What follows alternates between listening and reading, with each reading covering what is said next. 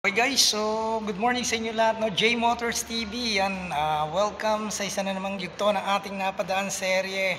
So para sa ating unang vlog ngayong taon na to, ngayong 2025, so nandito tayo sa Yamaha Big Bike Store, Daang Hari, syempre under to ng Motor East. So check natin kung ano mga unit ang meron dito, no? At tingnan na rin natin kung magkano ang presyo, kung may nabago ba. Alright, para sa ating first update ngayong 2025. Let's go!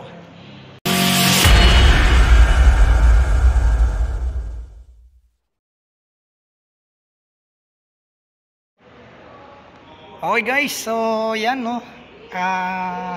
Napansin natin ko konti na lang yung laman ng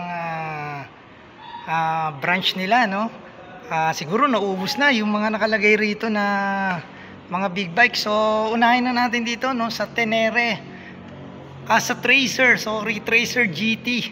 Yan, so 929,000 pa rin ang halaga na ito, no.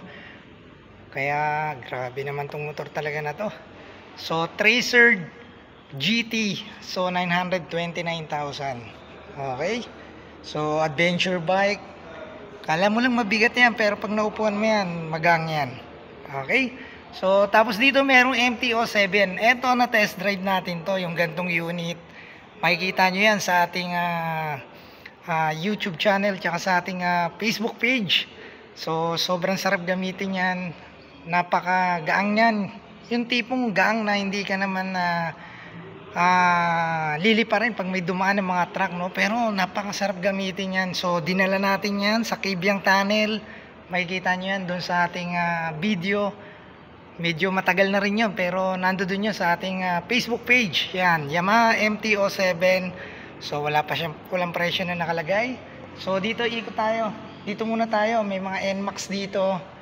Yan, so meron ditong Yamaha na parang enduro, WR155, 182,100.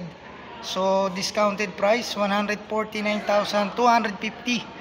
Pero hindi natin alam kung ano pa yan ngayon, kung yan okay pa yan, pero baka mamaya Christmas promo lang pala yan. Mamaya itatanong natin yan. Okay, so WR155R 182,100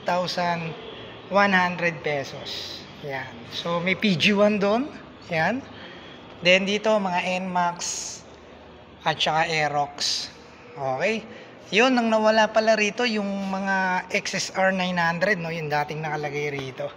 Okay, tapos dito yung mga Tenere na nakalagay rito, wala na rin. Wala na, nabili na siguro. Okay, so dito YZ 250, 415,000 ang halaga. Para dito enduro type. Grabe, almost kalating milyon ang presyo, guys. YZ 250. Okay, so parehas yata yan ito. Ayan, 250 rin to. Okay, yan. Then dito 450. Dito 450. Yan. So ang presyo na ito, tingnan natin, 587,000 pesos. Ayan, para dito 587,000. Ayan. Meron pa ritong Tenere, oh. Tenere ba to? Oo nga, Tenere. Tenere 1,200. Yan. Ito, Tenere 1,200. Tapos may maliit doon, oh. Yan, 50cc siguro yan. Nakalagay 50 eh. Okay. So ito, Tenere. Tenere 1,200. Yan. Grabe. Ang lalaki ng mga motor na to. Okay. Doon tayo, may mga R7 dito. Check natin, ito R7. Yan, R7, 597,000. Yan. So kung naghanap kayo ng sports bike, ito R7. Ganda na itong kulay itim na to. Grabe. Ang forma. Ganda, oh. Mga projector yung kanyang harapan. Yan, kung makikita nyo. Okay, yan.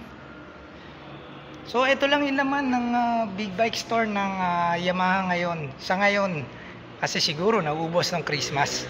Alright, so kung naghahanap kayo ng mga big bike store na Yamaha, punta lang kayo rito sa Yamaha Danghari.